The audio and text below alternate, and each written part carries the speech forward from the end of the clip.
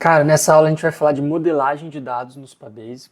Eu troquei ideia sobre isso recentemente com os fellows.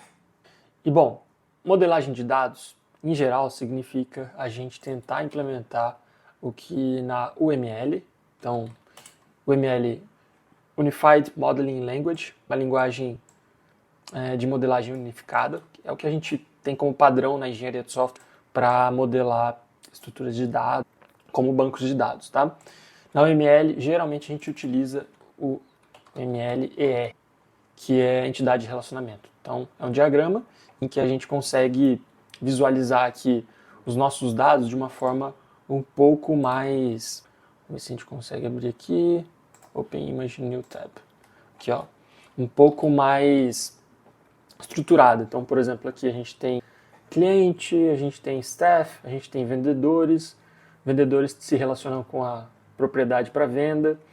Então, o vendedor, na verdade, alguém que está vendo, né, uma visita à propriedade, tem relação com tanto com o comprador aqui, quanto o comprador está relacionado com alguma propriedade para venda, a propriedade para venda que está relacionado com o vendedor. Então, de certa forma, o comprador está relacionado com o vendedor. Staff, propriedade para aluguel, então outro tipo de propriedade. Então, o que ele está modelando aqui?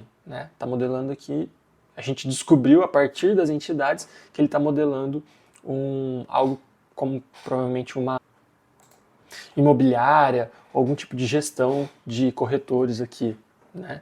Então, pode ser também algum tipo de banco, que tem aqui branch, né, que é uma na conta bancária, agência, né? Chama de branch, lá, manager, gerente da agência, mas pode ser muito provavelmente uma imobiliária. Então isso aqui é um diagrama de entidade de relacionamento, porque dado um problema, a gente vai tentar modelar ele de uma forma um pouco mais estruturada, como essa aqui, para que a gente possa jogar no banco de dados e esse banco de dados ser o nosso o centro, nosso balde ali dos dados, que é a aplicação, geralmente uma aplicação de front-end, uma aplicação web ou uma aplicação mobile, mas hoje em dia também aplicações de áudio, possam utilizar. Né? Então, no final das contas, criar uma aplicação nada mais é, vou pegar aqui o nosso ScaleDraw, nada mais é do que a gente ter dados de entrada, passando por algum tipo de motor ali. Tentei aqui desenhar uma engrenagem, mas saiu tipo uma rosa, então o nosso motor. Então, dados de input, o motor e os dados de output. Né? Sempre assim. E esses dados de output vão virar dados de input, junto com algumas variáveis do ambiente. Agora sim, vou colocar o sol lá. Coisas que acontecem no mundo, eventos, alguma coisa acontece, junto aqui, passa por um motor e depois sai. Então, esse é o fluxo. Sempre vão ser processos. Isso aqui é um processo. E isso aqui são dados. Tanto dados de entrada, dados de saída. E onde que fica guardado esses dados, tudo que está acontecendo? Aqui no banco de dados, né? Que daí sim a gente consegue desenhar um pouco mais bonitinho, que são um banco de dados. Né? Então, ele é o estado, né? O que aconteceu, o passado, ele fica guardado aqui, certo? Nesse banco de dados. E para modelar qualquer problema, a gente vai utilizar ferramentas de modelagem como essa, identidade de relacionamento. Vamos pensar num problema aqui rápido. Pensou aí? Eu pensei aqui. Vamos modelar o que a gente está fazendo aqui, os nossos cursos. Então vamos pensar que a gente tem aqui, vou escrever aqui, tá? Cursos, escrever em português para ficar maior. Onde que eu aumento aqui o tamanho? XL, beleza. Cursos, a gente tem aulas, talvez a gente tenha trilhas de aprendizagem, a gente tem alunos, o que mais? A gente tem provavelmente o autor da aula. Numa aula a gente pode ter comentários e talvez avaliações, tá? Talvez avaliações. Então, vou colocar aqui, avaliações. Certo? Aqui eu já pensei lá na frente, mas como que a gente chegaria aqui? Pô, eu quero montar um curso, o curso deve ter aulas, os alunos vão fazer aulas, veja, os substantivos geralmente são as entidades, alunos, aulas, os professores vão criar as aulas. Então, lembrando, sempre tem algum dado, alguma entidade, vai ter alguma ação que passa aqui no motor e vai sair ou vai ser armazenado aqui no banco de dados. Por exemplo, tudo que eu estou falando aqui, ao mesmo tempo que são entidades aqui do nosso banco, são ações na nossa plataforma, muito provavelmente. Alunos vão assistir aulas. Então, aluno tem relação com aula. Vamos pegar aqui. Então, um autor vai criar aulas. Então, o autor tem relação também com aulas. Aulas vão pertencer a um curso. Então, um curso vai ter várias aulas. Trilha de aprendizagem, aí a gente começa a poder decidir. A trilha de aprendizagem vai ser composta por aulas ou por cursos, dado que cursos contêm aulas. Não, por cursos. Não vamos fazer a trilha concorrer com o curso. Uma trilha tem um ou mais cursos, que, portanto, tem um ou mais aulas. Perfeito. Avaliações. E aí, avaliações a gente vai pregar em quem? Em aulas, em cursos? O que a gente vai avaliar? Não, vamos avaliar as aulas. E o autor que cria as aulas vai ter avaliações nas aulas. Então a gente não vai avaliar o autor diretamente, mas sim o conteúdo dele. Legal. E comentários? Não, mesma coisa, nas aulas. Perfeito. Bom, aqui a gente tem um mapeamento. Né? A gente tem um mapeamento de aulas, autor, avaliações, comentários, trilhas, cursos e alunos. A gente poderia também começar a definir os atributos de cada um desses, vamos colocar aqui em Medium, então, dessas entidades, perdão, não terminei de falar, né? Então, um aluno poderia ter nome, pode ter idade, pode ter e-mail, pode ter data de registro, por exemplo.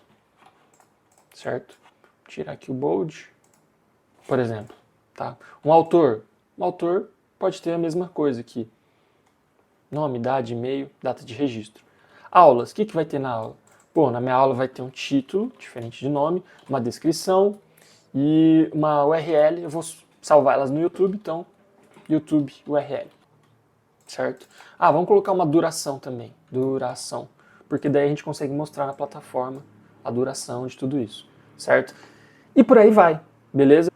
Uma forma da gente fazer isso de maneira um pouco mais eficiente é a gente fazer isso usando o ChatGPT. Mas claro, a ideia é você estudar aqui o ML, entidade de relacionamento, ver que tem um monte de padrões aqui que vale a pena você estudar, mas também a gente pode usar o GPT para acelerar a gente nisso. Vamos fazer isso? Então eu vou copiar tudo isso aqui, vou vir aqui no ChatGPT. Ah, ele colou de uma forma não muito legal. Peraí, vou melhorar isso. Ó, voltei aqui, vou copiar para o Clipboard as Text e vou colar aqui. Beleza. Daí aqui a gente vai falar dadas as entidades e campos abaixo, crie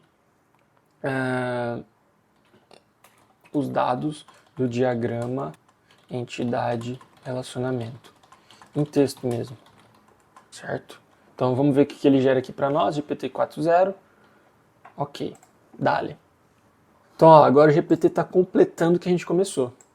Aluno, ID do aluno, PK. O que é PK? Primary Key. Então é uma chave primária. Essa aqui é uma chave única. Então geralmente a gente tem qualquer tipo. Por exemplo, ó, Supabase. Tá vendo? Ó, projeto barra, tem alguma coisa aqui. Isso aqui é uma chave única. Por quê? Isso aqui identifica aquela instância daquele objeto. Então, isso aqui que são as PKs. Nome, data, e-mail, autor. Olha lá, curso. A gente não tinha escrito. Curso, título, descrição. E ele já relaciona com o autor. FK, o que é FK? Uma Foreign Key. Então, é o que relaciona um com o outro. Então, quando eu falo de usuários, eu tenho User ID. Pedidos, orders, eu tenho order número. Só que essa order é de qual user? Então, lá na tabela de orders, eu coloco um User ID, certo? Com isso, ela relaciona um com o outro. Ó. Essa order 95 é do user 13, que é a Amelie. Beleza? Então, entendemos também o que é Foreign Key. ID da aula, olha lá, relacionamento com curso, beleza. Trilha de aprendizagem. A trilha tem nome e descrição. O que relaciona com ela? Ele vai criar aqui, ó, trilha curso. Então, ele criou uma tabela N por N, que é uma relação de vários para vários, entre trilha e curso. Então, também dei uma pesquisada nisso aqui. Então, aqui ele definiu a estrutura inteira para nós, ó, inclusive com as foreign keys e tal, certo?